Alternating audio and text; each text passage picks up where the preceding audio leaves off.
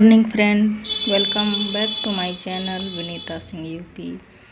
और कैसे हैं आप लोग? उम्मीद करती हूँ अच्छे होंगे और अपनी पढ़ाई भी अच्छे से कर रहे होंगे। तो मैं देखो आज ये पढ़ रही थी बुक, जो है रामचंद्र शुक्ल की बुक है। तो इसकी एक सर ने बुक निकाली है, तो ऑब्जेक्टिव है बुक। तो मैंने इसको परचेज किया था, तो मैं उसी का मतलब क्वेश्चन देख रही थी कि तो ये तो सभी लोग कहते हैं कि टीजीटी वाले जितने लोग मतलब ये एग्ज़ाम दे रहे हैं, और तो ये तो टीजीटी क्या पीजीटी एलटी ग्रेड ये सब, तो सभी लोग तो यही कहते हैं कि हिंदी साहित्य रामचंद्र शुक्ल की जो बुक है वो पढ़नी चाहिए, बहुत अच्छी बुक है। तो हाँ, वाकई में बुक तो अच्छी है। तो इसी बुक का सर ने एक बुक इसी बुक की ऑब्जेक्टिव टाइप में एक बुक निकाली है, तो मैंने उसको मंगवाया था। तो अच्छी बुक है, तो उसी से मैं ये क्वेश्चन आंसर देख रही थी। पूरी बुक ऑब्जेक्टिव है, तो अच्छी बुक है, तो मैं उसी को पढ़ रही थी। आप लोग यदि पढ़ना चाहते हो, मंगवाना चाहते हो तो ले सकते हैं।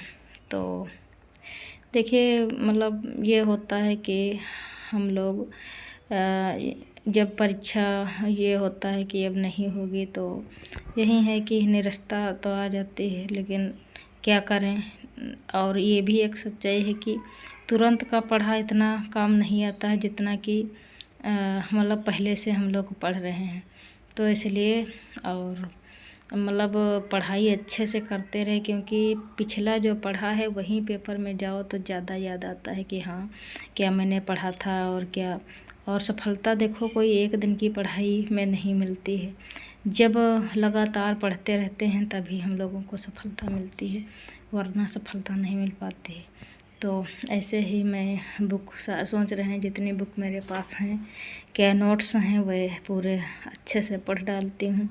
तो अब तो ये पीजीटी का पेपर तो टल ही गया है, बाकी रही बात उसकी टीजीटी की, तो उसको अभी अब कंफर्म नहीं है कि होगा ही, कोई ज़रूरी नहीं है, क्योंकि आज तो पेपर में देख ही लिया होगा कि उसमें यही है कि वो भी टल सकती है टीजीटी की परीक्षा।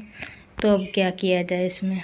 तो एलटी ग्रेड की है, तो उसी के लिए पूरा फोकस करना है। तो मैं सोच रही हूँ कि वही बुक उसके लिए ही ये बुकें अच्छे से पढ़ी जाएं।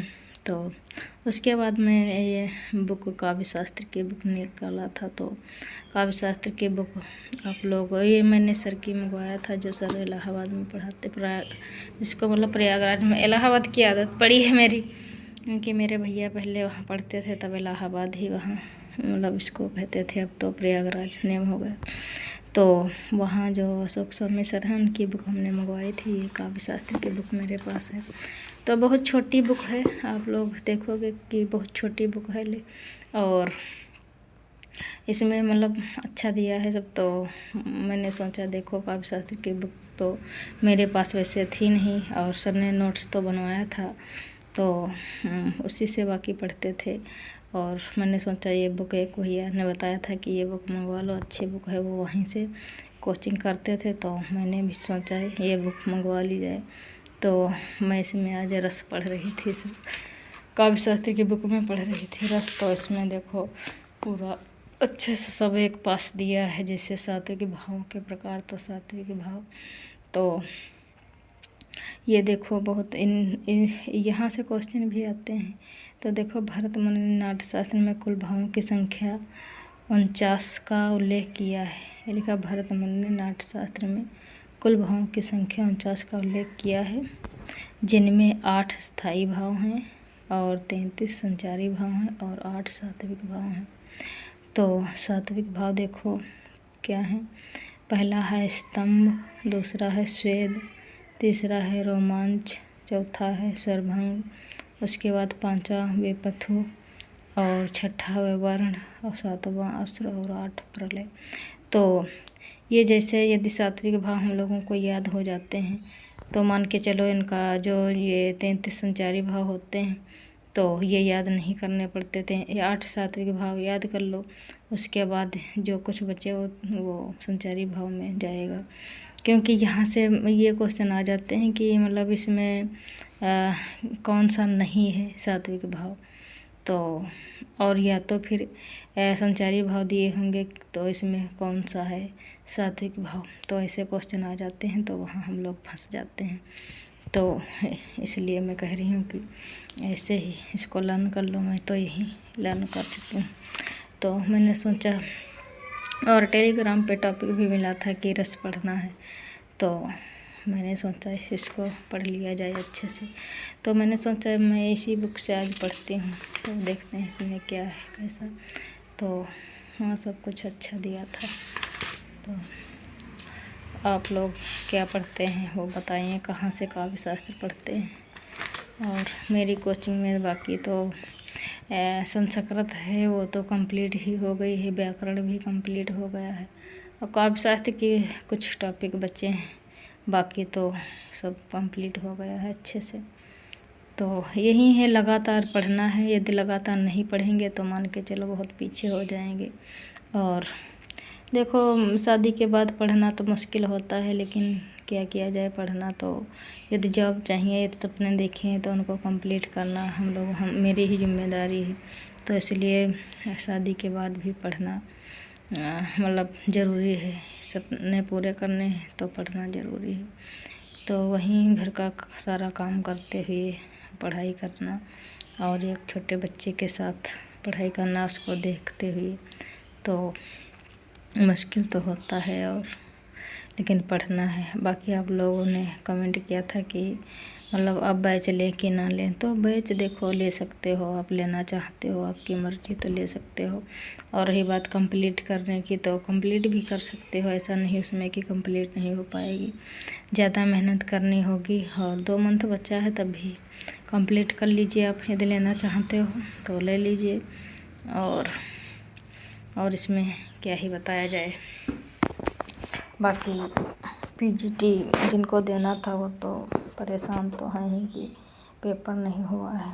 तो अब बाकी मेरा तो पीजीटी में नहीं पड़ा था, तो इसलिए मुझे तो टीजीटी ही सिर्फ देना था, तो टीजीटी का ही पेपर मेरा। बाकी तो अब टीजीटी भी असमंजस में है, तो यही एलटी का ही देना है। तो यही मैं पढ़ती हूँ, तो लगातार थोड़ा मतलब ये बच्चा मेरा मतलब शोर नहीं करता है, तो और जैसे कोई खिलाने वाला मिल गया तो मैं फिर लगातार पढ़ लेती हूँ। कि मतलब ये नहीं कि अभी थोड़ी देर, जब तक वो रुक जाता है तब तक मैं सोचती हूँ कि थोड़ा पढ़ ही लिया जाए, नहीं तो बार बार पता नहीं दिन में भी टाइम मिलता है कि नहीं मिलता है। और बाकी तो मैं रात में ही ज़्यादा टाइम देती हूँ, सोचती हूँ रात में अच्छे से पढ़ लिया जाए, क्योंकि जब बच्चे छोटे होते हैं तो फिर दिक्कत होने लगती है, तो इसलिए मैं रात में ही टाइम देती हूँ। और बाकी आप लोग बताइए कैसे पढ़ाई चल रही है, और कहाँ से पढ़ रहे हैं, कितना क्या हो गया है कोर्स में, आप लोग कमेंट करके ज़रूर बताएं। और जिनको सीटेट में दिक्कत आ रही है, सीटेट नहीं क्लियर हो रहा है, या सीटेट में कुछ समझ में नहीं आ रहा है, तो कमेंट करके ज़रूर बताएं। मैं उनको कुछ टिप्स बताऊंगी ताकि उनका सीटेट क्वालिफाई हो जाए। मेरा तो क्वालिफाई हो गया है, तो मैं इसलिए कह रही हूँ कि जो मुझको पता है जितना उतना तो मैं बता ही सकती हूँ। बाकी ये तो मैं नहीं कह रही हूँ कि मैं बहुत बड़ी ज्ञाता हूँ और मतलब बहुत जानकार हूँ, तो इतनी तो मेरी हैसियत खैर नहीं है।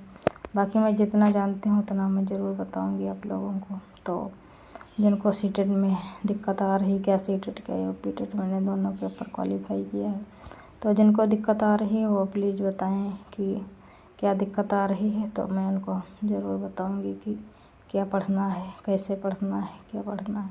तो ठीक है फ्रेंड, यहाँ पे मेरा बेटा खेल रहा था, ये देखो इतना छोटा मेरा बच्चा है, तो ये परेशान करता रहता है। यहाँ पे खेल रहा था ये बच्चे, यही कुछ ना कुछ करता रहता है। तो ठीक है फ्रेंड, फिर यदि आपको ये वीडियो अच्छा लगे तो इसे लाइक करें और शेयर करें और कमेंट करें, और आप लोग पढ़ते रहें, और इसकी शैतानी भी थोड़ा देख लीजिए क्या कर रहा है। तो मिलते हैं अगले वीडियो में, तब तक के लिए बाय बाय, टेक केयर, खूब मेहनत करिएगा। Okay bye, take